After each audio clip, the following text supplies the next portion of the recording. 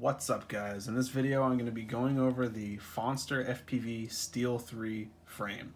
This is an Apex style 5-inch frame that only costs $35, and I'm also going to be giving one of these away at the end of this video.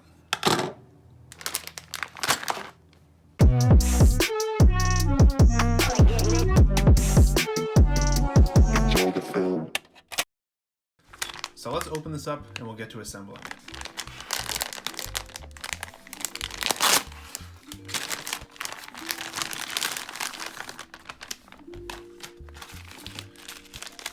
We have a bag of screws and standoffs.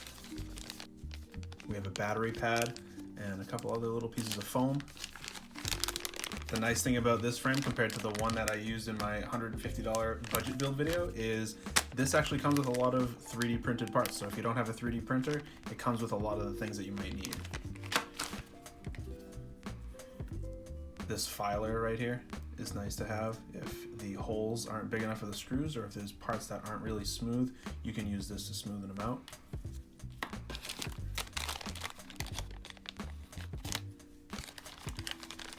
And here we have the frame.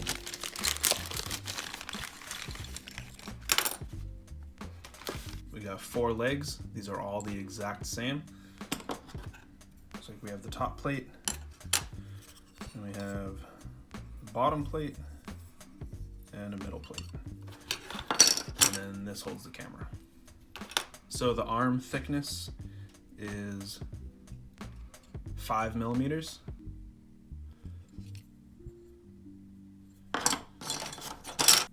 The top plate thickness is 2 millimeters. And I bet the bottom plates are the same. This bottom plate right here looks like it'll be a little thicker. This one is 3 millimeters. So the arms are pretty thick. Not seeing any bend really. So they're pretty thick. So let's assemble this. So in that little bag that I just opened, we have an antenna holder. So if you're using a DJI Air unit, it comes with an antenna for that. So that's pretty nice. We have a little holder for a GPS. We have a GoPro holder. This is just pretty much a foam block that'll be able to stick on the top. You can secure your GoPro right to that. We have some landing gear. And it looks like we have a front bumper. And this looks like a rear bumper.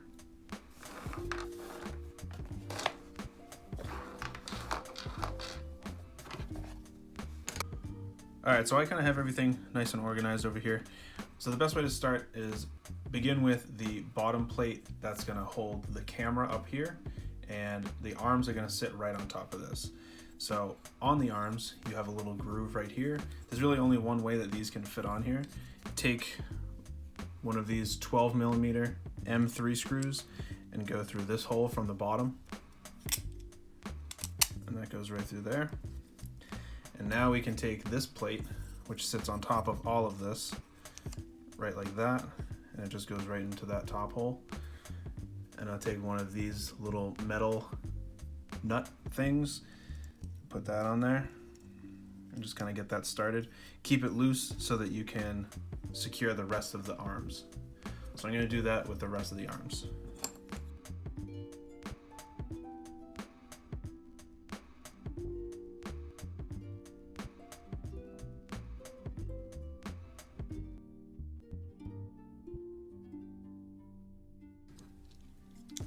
Now with these all secured down, I'm going to just tighten it up a little bit. You still want to be able to move it around a little bit because you do have another screw going in here.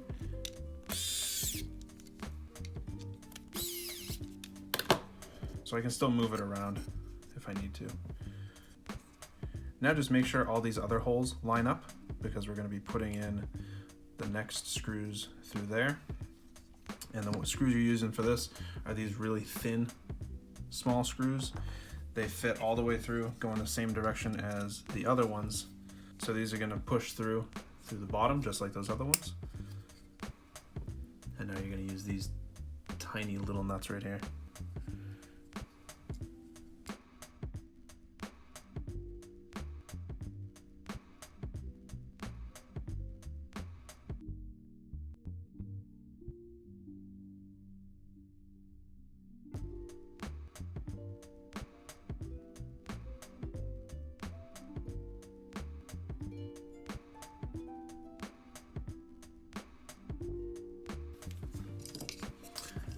Now I'll tighten these inner 4.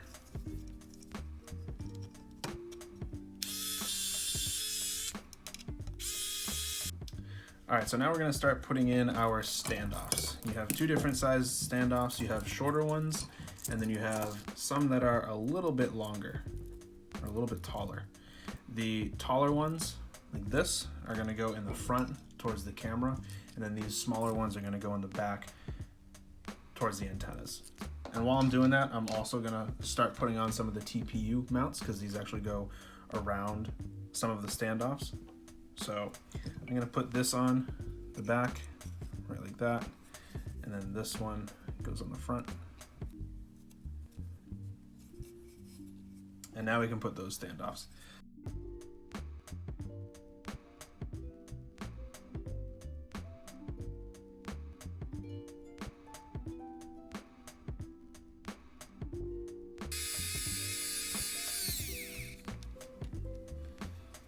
Look at that. All right, now before I forget, these are the longest M3 screws that were included with the frame. I believe these are 25 millimeters long. These are gonna go straight through the frame, and these are gonna hold the flight controller. So these all just kind of push right through like that.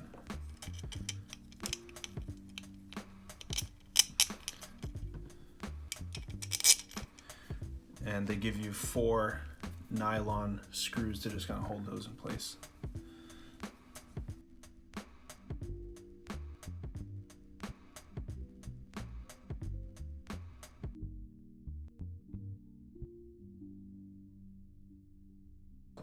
There we go. So here's the 30 by 30 mounting pattern that we'll be able to mount our flight controller with. And then back here, we have the 20 by 20 that we can mount a Caddx Vista to. All right, now we can put the camera bracket on, and this really only fits on one way. The wider end goes to the top, and you can't put it on like this because there's grooves for it and it doesn't line up. So put it in right like that, and that should just hold it. And same with the other side. And before we put our top cover on, we have a couple more TPU pieces. So this is the antenna holder. This just slides on over the standoffs in the back, right like that. It should be nice and flush with these standoffs right here. And then we have this, but this goes on top of the frame. So now I'll take the top plate, and this just fits right on top of everything.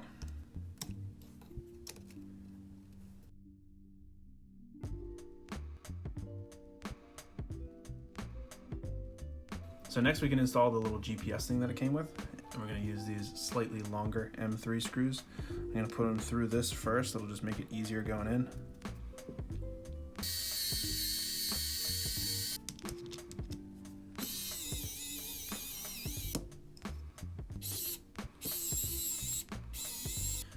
Now we can do our battery grip. This fits on only one way.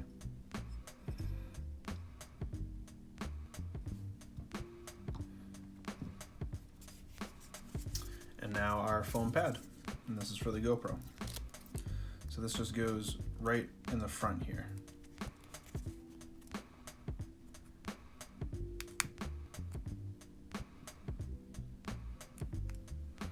I'm putting this one far up against these screws so that we can take it off, and we can also still increase the camera angle and not have to worry about this being in the way.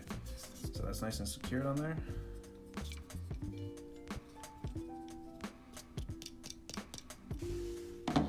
So here it is. This is the final form, I guess. And obviously we have Other mounts, the little skids that they included, but these will go on once we get a motor on here.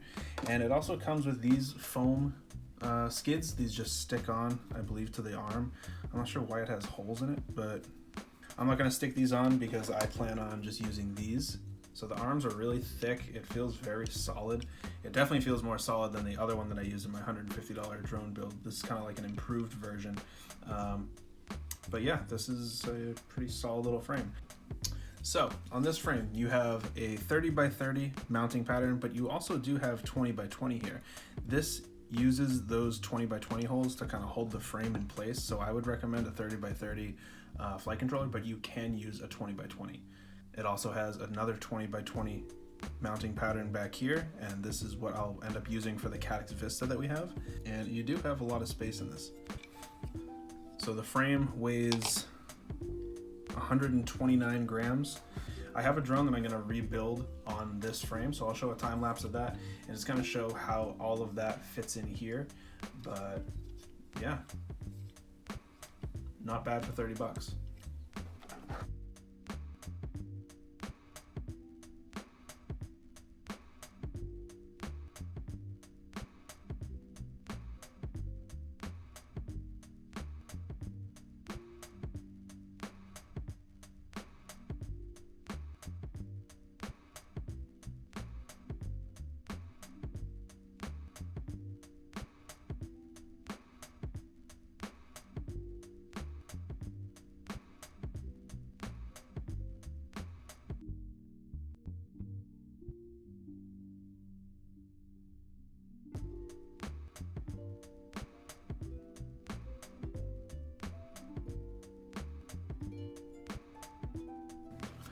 All right, so here it is.